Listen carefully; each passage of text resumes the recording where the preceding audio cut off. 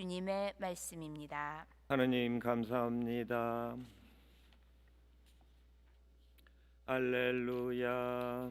할렐루야. 주님이 말씀하신다. 너희는 가서 모든 민족들을 가르쳐라. 내가 세상 끝날까지 언제나 너희와 함께 있으리라. 할렐루야. 주님께서 여러분과 함께 또한 사제의 영과 함께 마테오가 전한 거룩한 복음입니다. 주님 영광 받으소서. 그때에 11 제자는 갈릴레아로 떠나 예수님께서 분부하신 산으로 갔다.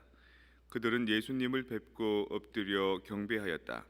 그러나 더러는 의심하였다. 예수님께서는 그들에게 다가가 이르셨다. 나는 하늘과 땅의 모든 고난을 받았다. 그러므로 너희는 가서 모든 민족들을 제자로 삼아 아버지와 아들과 성령의 이름으로 세례를 주고 내가 너희에게 명령한 모든 것을 가르쳐 지키게 하여라. 보라, 내가 세상 끝날까지 언제나 너희와 함께 있겠다. 주님의 말씀입니다. 그리스도님 참여합니다. 평화를 빕니다. 평화를 빕니다.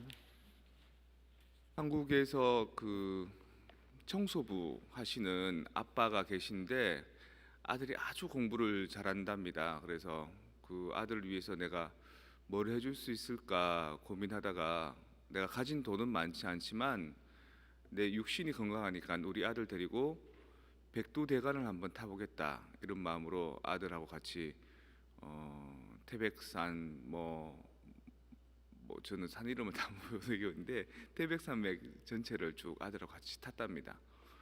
그리고 아들이 너무 아빠하고 소통도 잘 되고 아빠하고 새로운 어떤 계기를 맞게 되고 그 아들 역시 자기의 어떤 공부도 열심히 하고 삶도 잘 살기 때문에 그 다음 단계 삶으로 잘 넘어갔다라는 얘기가 있습니다. 사실 실화입니다.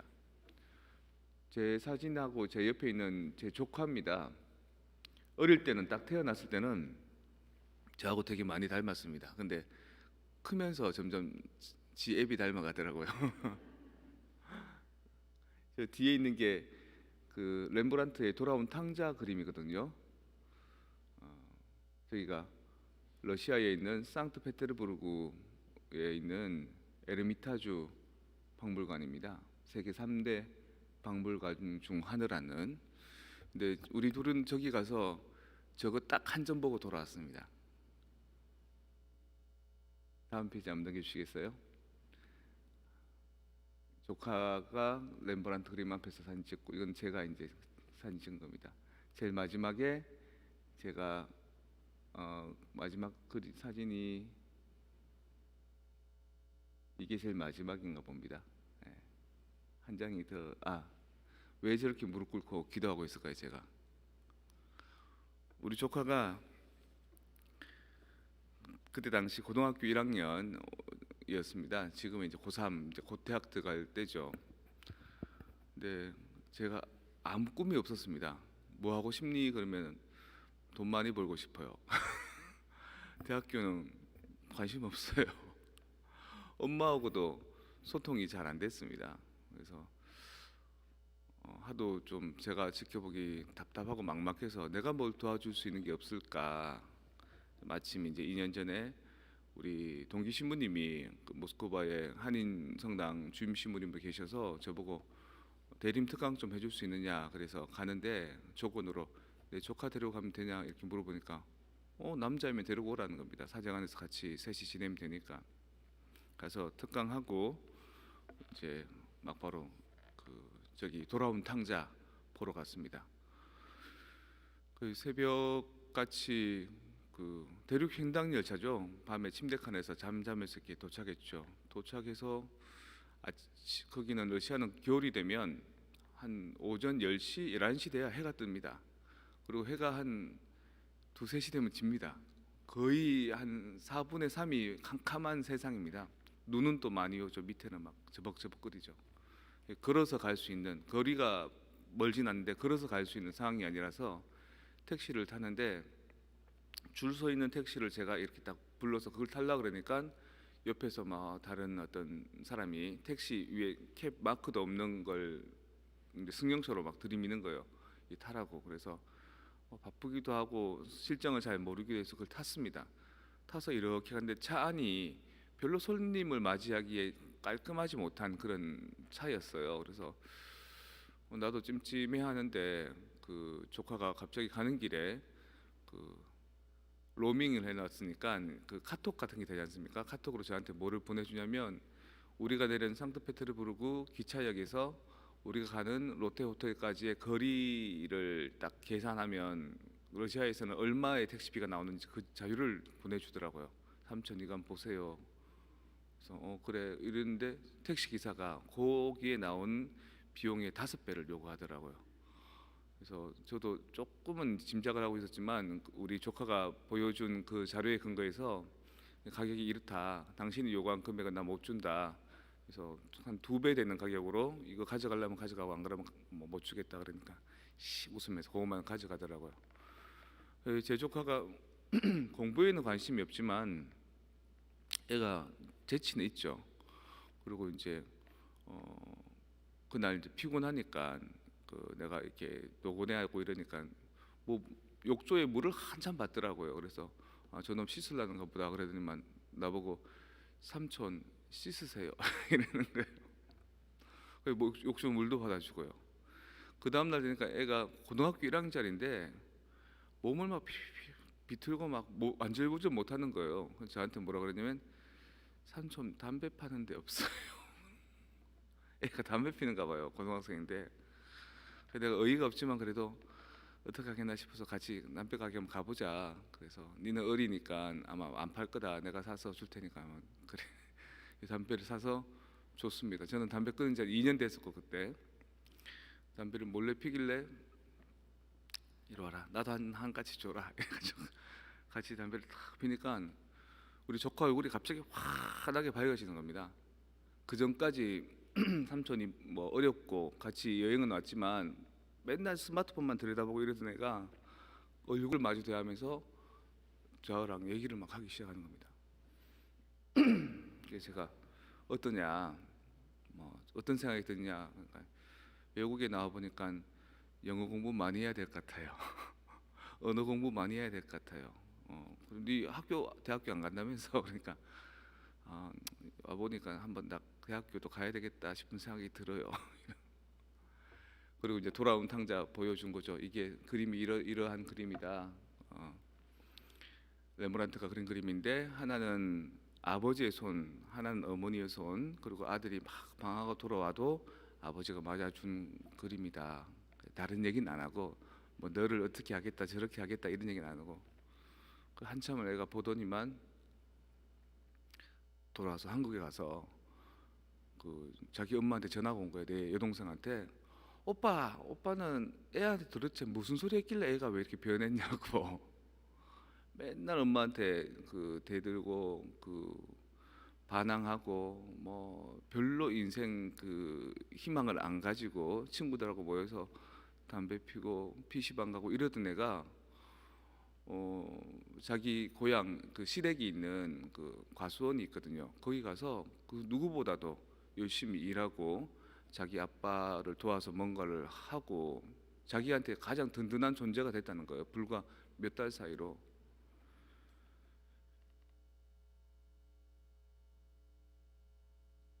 전교라고 할 때 우리는 꼭 하느님만 가르쳐주고 신앙만 가르쳐주는 것으로 이렇게 생각을 많이 하거든요. 근데 종교, 신앙, 삶을 가르쳐줘야 됩니다. 삶의 가치를 가르쳐줘야 되는 거죠. 그 사람이 변할 때는 순식간에 변할 수 있는데 자기가 마음을 열어놓고 존경할 수 있는 대상이 없는 겁니다. 그리고 자기가 살고 있는 삶의 세계가 전부라고 생각하기 때문인 겁니다. 외연을 넓혀보고 또 다른 지평으로 경험을 시켜보고 그리고 내가 이렇게 해라 저렇게 해라 학생이 무슨 담배냐 이게 아니라 나도 담배 한 가지 더 같이 이렇게 하니까 애가 싹 웃으면서 마음이 열리는 거죠.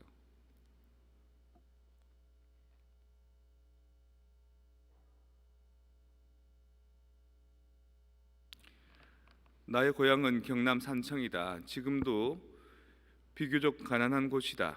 그러나 아버지는 가정 형편도 안 되고 머리도 안 되는데 아들인 나를 대구로 유학을 보냈다.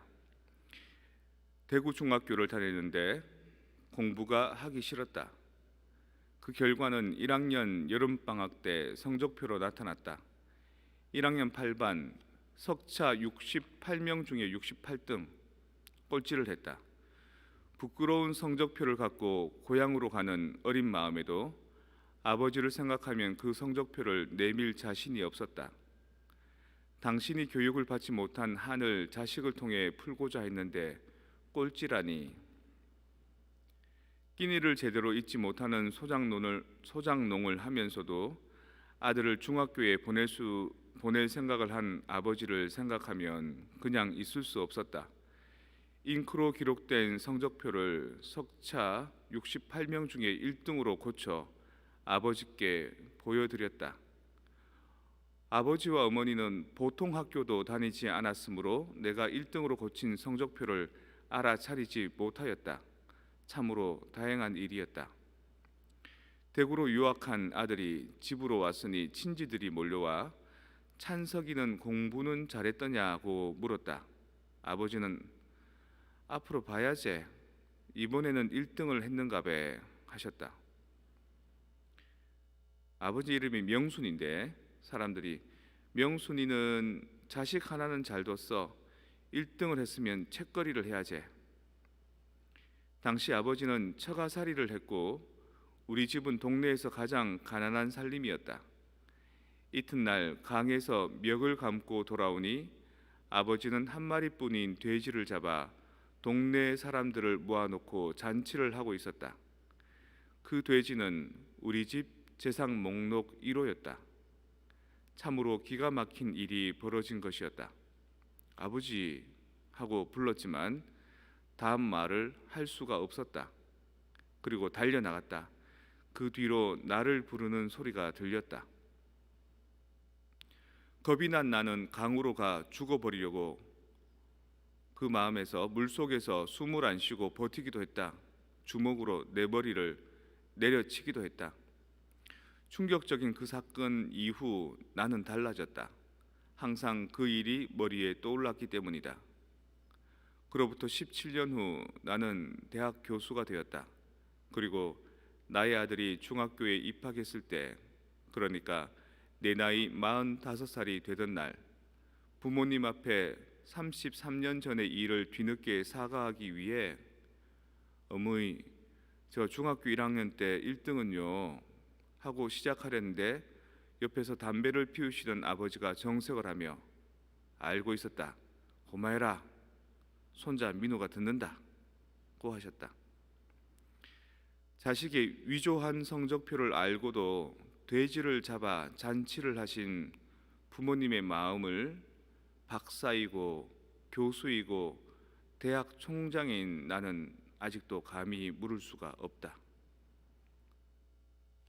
하는 얘기가 한마디도 안 들어가지만 왠지 성당 다니고 싶지 않습니까? 돌아온 탕자 얘기도 그렇습니다. 사랑으로 기다려줌으로 그 자식이 다시 변하는 삶을 살 수 있도록 해준 겁니다. 성당 다녀야 되는 이유가 뭘까요? 올바르게 잘 살기 위한 것 아닐까요? 그렇다면 그 잘 사는 삶이 하느님이 계시구나를 깨닫게 해줄 겁니다. 우리 조카 아직 세례도 못 받았습니다. 동생이 냄당 중이라서. 하지만 조카 그럽니다. 삼촌 성당 가보고 싶어요. 그리고 이번 올해 대학 들어가면 한번 부를까 싶은데 코로나 때문에 올 수 있을지 모르겠습니다. 그래서 좀 더 넓은 세상, 새로운 경험도 시켜주고 싶습니다. 여러분들도 주변에 많은 사람들에게 세상을 아둥바둥 살아가는 것 말고 이런 넓은 신앙의 지평이 있구나. 그리고 우리가 살아가는데 나는 희망이 없고 뭔가 하고 싶은 게 없는데 내가 에너지를 잘 선용하면 선용할수록 훨씬 더 가치 있는 삶이란 게 있구나라는 것을 전해주시고 증거해 주십시오. 그게 바로 선교고 정교입니다. 하는 얘기 한마디도 안 해도, 성당 얘기 단 한 줄도 안 해도 사람들은 여러분의 삶을 보고 그 뒤에 예수 그리스도가 계시고 바로 성모님이 계신 것을 틀림없이 알아볼 겁니다.